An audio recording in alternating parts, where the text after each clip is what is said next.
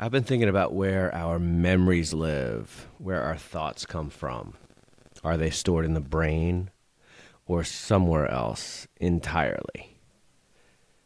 What if the brain isn't the source, but the receiver, an antenna, something that tunes us into a much larger field, a kind of cosmic memory bank, a shared intelligence, source?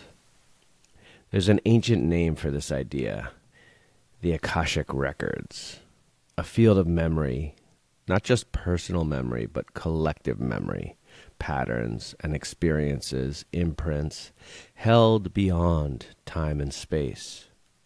I don't pretend to fully understand it yet, but I'm deeply interested in learning how to work with it, not as something mystical to escape into, but as a way of listening more carefully to what is already trying to move through us.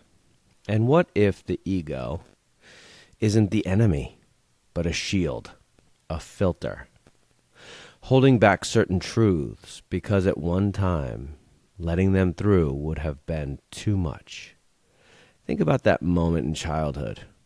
You tried something. You reached. You swung for the ball and missed.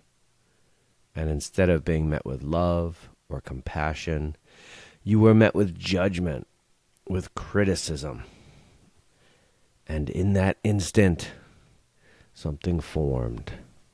Not because you were broken, but because you were adapting. You made up a belief, I'm not good enough. And that belief didn't just pass through. It lodged itself. It became a lens. And over time, without realizing it, you recreated that moment again and again. Different faces, different settings, same feeling. You brought people into your life. You found yourself in situations that quietly reinforced the same story. See? Still not good enough. But here's the truth that never made it through the filter.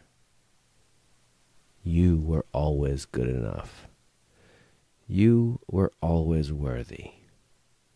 The belief wasn't protecting the truth. It was protecting the child who didn't feel safe enough to receive it. So I want to invite you right now to pause, to take stock of your life, not to look for proof of what's wrong with you, but to gently search for evidence that contradicts the old story. Moments of love, times you were chosen, ways you showed up, places you mattered more than you knew.